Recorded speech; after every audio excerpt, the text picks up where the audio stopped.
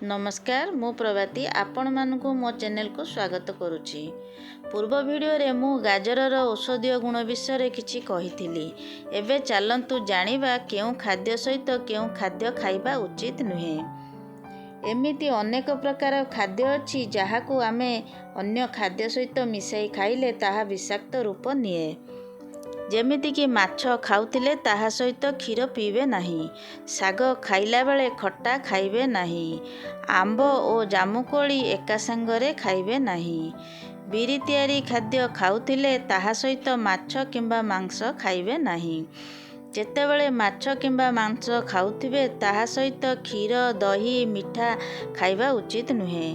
कदली ओ दही एका संगरे खाइबे नाही। क्षीर सहित लुण आमिष ओ मूला खाइबे नाही। सेहीपरि पइड पानी को कंसा पात्र रे पीबे नाही। एहीपरि करिबा द्वारा शरीर उपरे कुप्रभाव पकाए। एबे आसंतु जानिबा केउ खाद्य सहित केउ खाद्य खाइबा उचित। गहम रुटी खाउथिले ताहा सहित काकुड़ी खाआंतु। आखु ओ अदा एका संगरे खाइ परिबे। कोलथ ओ खाउथिले ताहा सहित दही खाआंतु। बिरी तैयारी खाद्य सहित चीनी किंबा गुड़ खाआंतु। यह हजम हेबारे साहाय्य करे ओ शरीर पई हितकारी अटे।